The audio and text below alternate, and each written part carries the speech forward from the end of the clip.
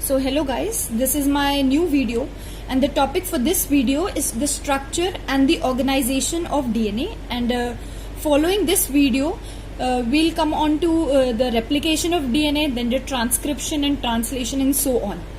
So now let's start with the video, which is the structure and the organization of the DNA. So firstly, we have to talk about the Watson and Crick model of DNA.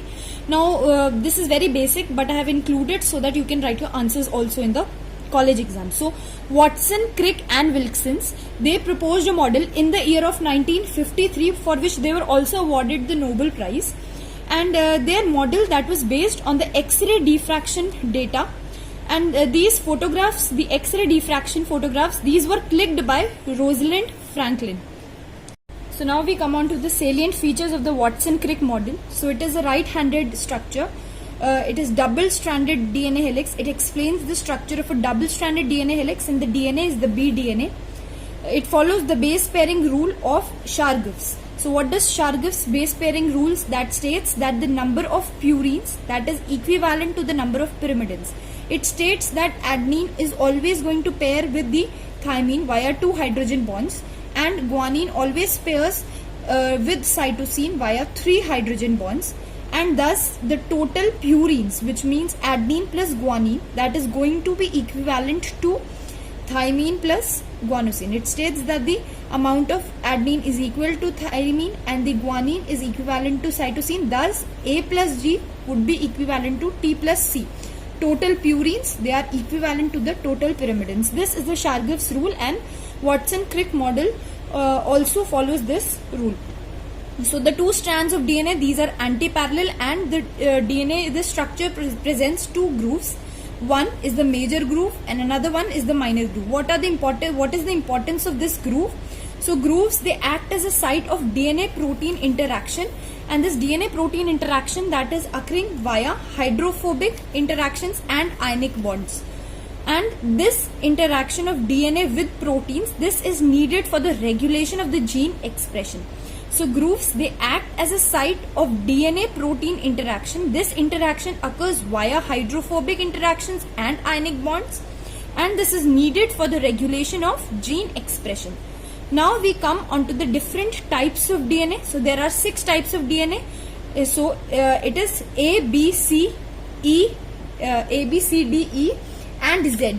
So how to remember each one of them is I have written D covers and E is separate. This is environmental DNA. So this is D covers. Why I have written this? Because so that we can learn the number of base pairs per turn.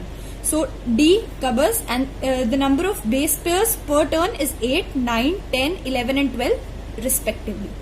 Now remember that all of these types of DNA, they are right-handed helices except the Z form of DNA. So Z form of DNA is left-handed. Another difference, important difference between the A DNA and the B DNA is that A DNA is found in those conditions where low humidity exists and high salt concentration is present. On the other hand, the B DNA, this is found in those conditions where humidity is high and there is low salt concentration. And also B form of DNA, which was also explained by the Watson-Crick model, this is the physiologically most common form of the DNA. So now we come on to the non-canonical DNA structure. So one of which is triple-stranded DNA. Now in the Watson-Crick model we studied the double-stranded DNA. Okay. So in the triple-stranded DNA, another DNA strand is present which forms the hydrogen bond into the major groove of the B DNA. So B DNA, that was double-stranded DNA. Double-stranded DNA के major groove में hydrogen bonding करता है कौन सा? Next strand forming triple-stranded DNA. And this triple-stranded DNA, which is having 3 strands of DNA, these forms the Hochstein pairs. Okay, so these form Hochstein pairs. Like the triple-stranded DNA, we are also having the 4-stranded DNA, which is formed in DNA which is high in the guanine content. Now, a base pairing scheme for parallel 4-stranded DNA is also present, and this base pairing scheme for the 4-stranded DNA, this is called G-quartet DNA. Why we have called it G-quartet? Because this is rich in the guanine content. Now remember that Hochstein pairs, we saw them in the triple-stranded DNA, but Hochstein pairs are also present in the 4-stranded DNA. Now we come on to another topic, which is the melting of DNA. So what do you understand by melting of DNA?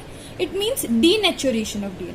मतलब DNA के दोनों strands को अलग करना by raising the temperature. This is called either melting of DNA or denaturation of the DNA. So it is the process by which two strands, these are separated. Which bonds these are, bonds are broken down? So the hydrogen bonds which are present in the base pair. So हमें पता है कि adenine pairs with 2 hydrogen bonds to thymine, and likewise guanine pairs with cytosine by 3 hydrogen bonds. तो ये वाले bonds टूटेंगे denaturation of DNA में, और एक ही strand के अंदर दो nucleotides कैसे जुड़े थे? Via phosphodiester bond, the direction of which was 3:2'. 3 prime to 5 prime direction. तो याद रखना है फॉस्फोडाइस्टर बॉन्ड की डायरेक्शन क्या है? 3 प्राइम टू 5 प्राइम डायरेक्शन होती है. ये वाले बॉन्ड्स डीनेचुरेशन ऑफ डीएनए में नहीं टूटते. कौन से bonds? The bonds which will break during the denaturation of the DNA, they would be the hydrogen bonds will break. So following denaturation of DNA, the viscosity of the sample that would decrease, but the optical absorbance that will increase. Hyperchromicity. Why? Because you remember that nucleotides, they were going to absorb the UV light at 260 nanometer. So that is why जैसे ही DNA strands अलग हुए, अलग अलग nucleotides में surface area बढ़ गया, तो optical absorbance that is increased, and this property is called as hyperchromicity. Now what is then TM? TM is the temperature at which half of the DNA denatures. Now this is of importance.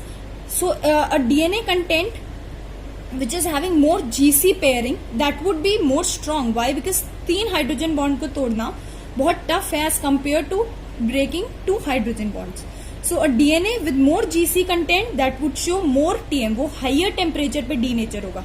So जितना ज़्यादा GC उतना ज़्यादा temperature is required, more is the temperature required to cause denaturation. Then what is the impact on TM? By salt concentration. So 10-fold increase in salt concentration would increase the TM by as much as 16.6 degrees Celsius. And this question has been asked previously, that formamide, that is going to destabilize the hydrogen bond. क्योंकि hydrogen bond को destabilize करेगा, इसलिए TM, less temperature would be required to cause denaturation of DNA, so TM would decrease. Now another important topic is karyotype. What do you understand by the term karyotype? So karyotype means the arrangement of the chromosomes in decreasing order of length. What is karyotype? It is the arrangement of chromosomes in decreasing order of length, and we'll be discussing the 6 groups of chromosomes in humans which are formed, and also the trick to learn it. But one important point, the most common type of chromosome which is found in humans, that is submetacentric type. So submetacentric, telocentric, acrocentric, metacentric, what are these? These are types of chromosomes on the basis of the position of the centromere. तो metacentric कब कहेंगे?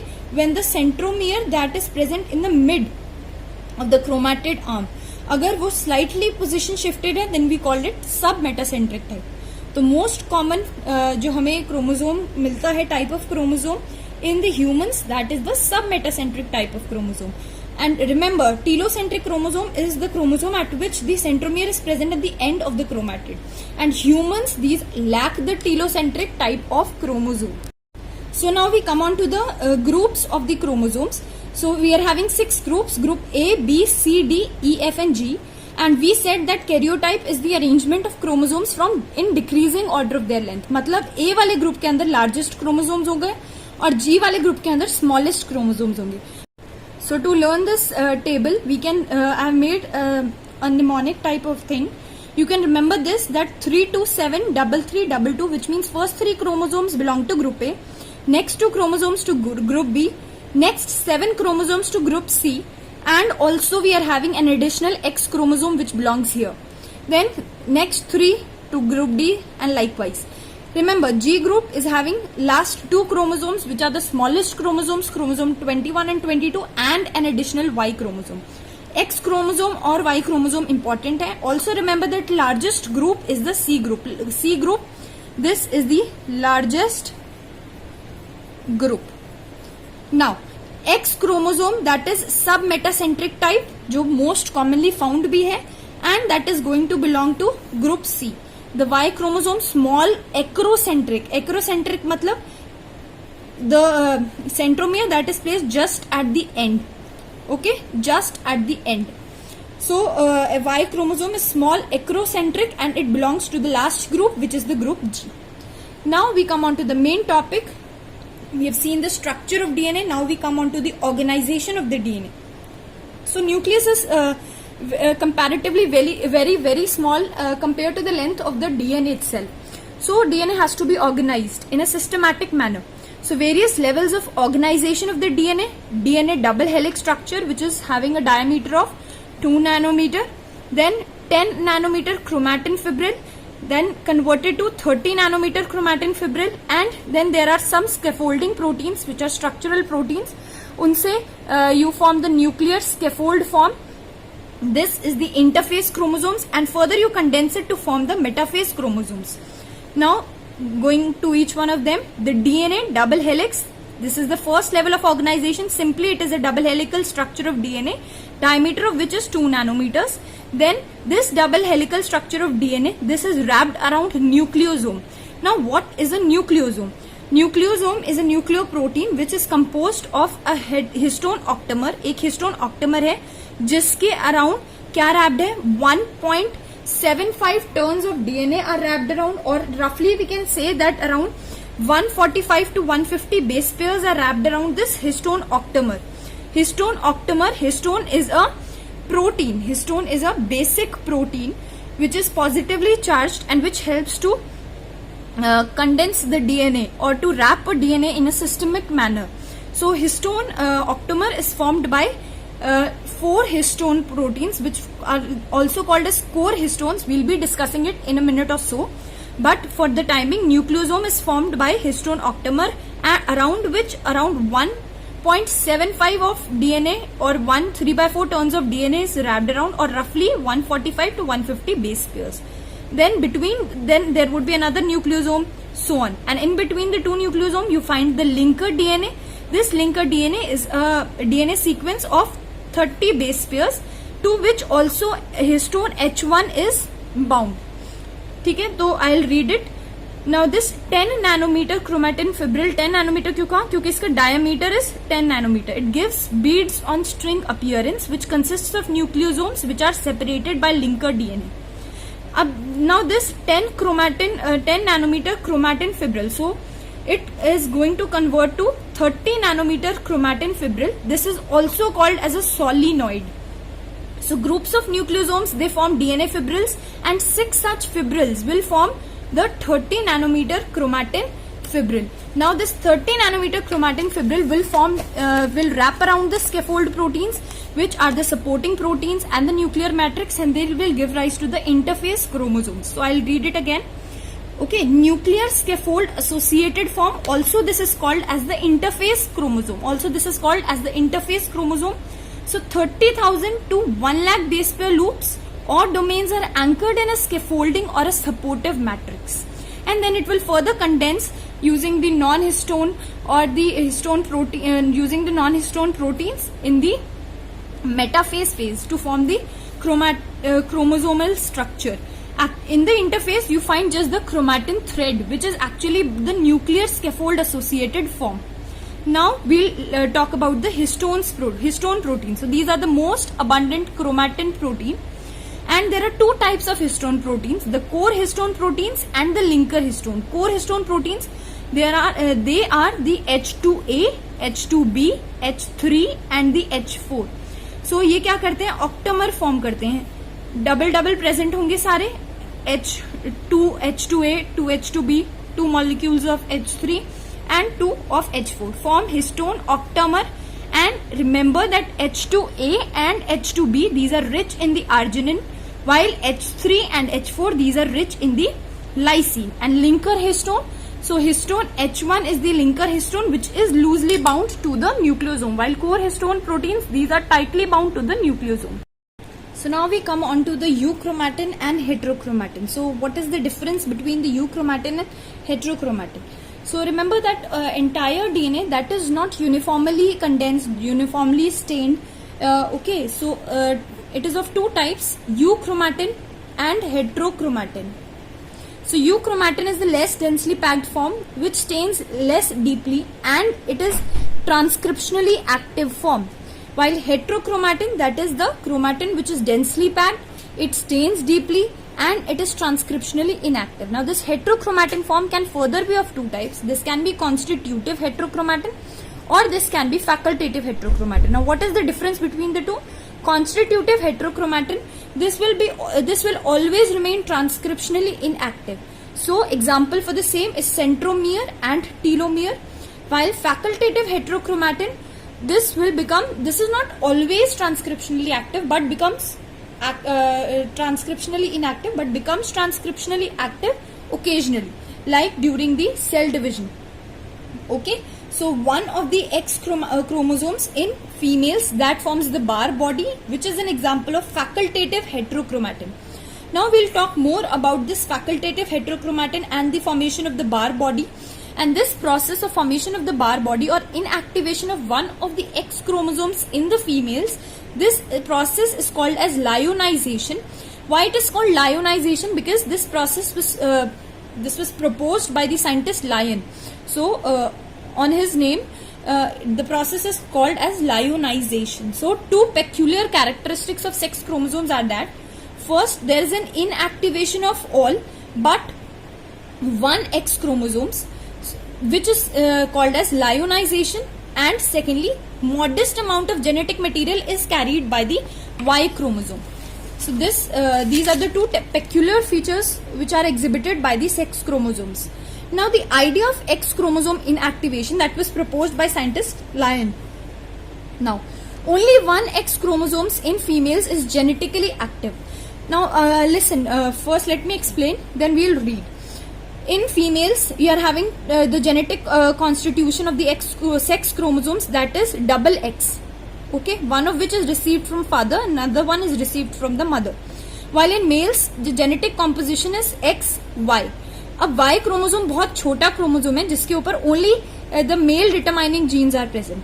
Like the testes determining factor is present.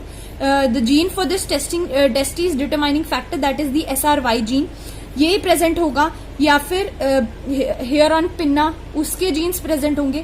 तो these genes are not very much crucial for this life, but X chromosome contains the genes which are essential for life. अगर males के अंदर एक ही x chromosome आएगा और female के अंदर दो फंक्शनली एक्टिव एक्स क्रोमोसोम आ गए तो there would be genetic disparity between the two.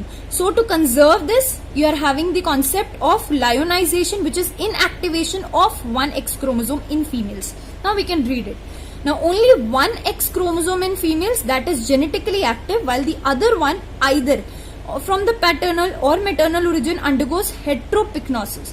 So जो X chromosome डिग्रेड होगा, जो बार बॉडी का फॉर्मेशन करेगा, वो पैटर्नल ओरिजिन का भी हो सकता है, मैटरनल ओरिजिन का भी हो सकता है. तो ये डिटरमाइंड नहीं होता, ये रैंडम होता है.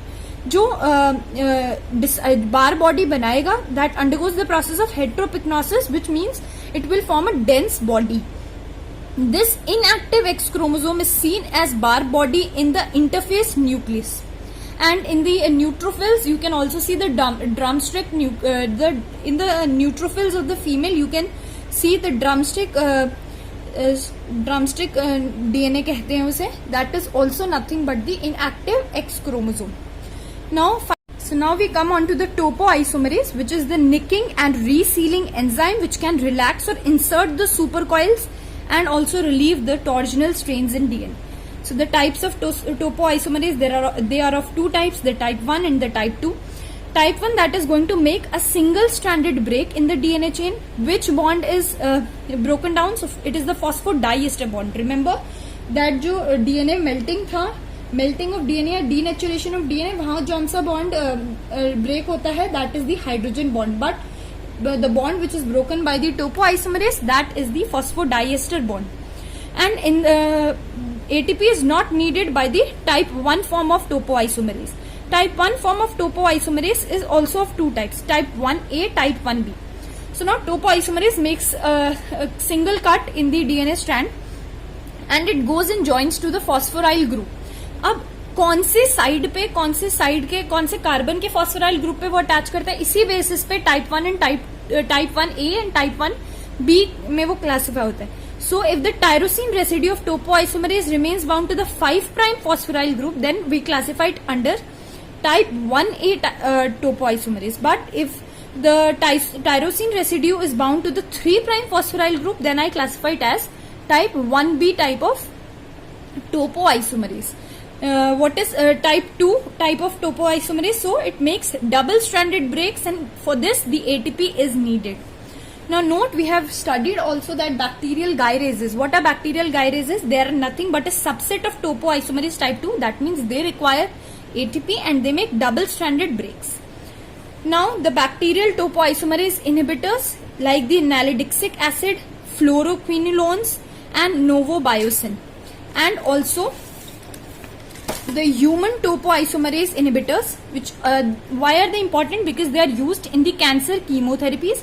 So type 1 inhibitors, they are the topotectin and irenotectin and topotectin, and type 2 inhibitors like etoposide and doxorubicin.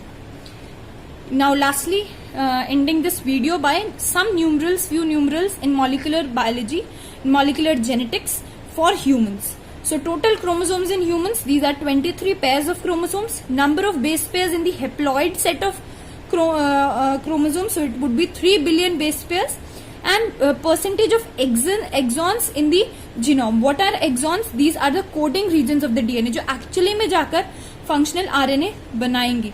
So percentage of exons in genome, that is just 1.14% or 1.5 to 2%, and the number of protein coding genes, they are roughly 20,687, or you can call it also as 30,000, nearly 30,000 genes which are protein coding in humans. So this ends my video. Thank you for watching it, and please like, share and comment, and also do subscribe to the channel. Thank you guys.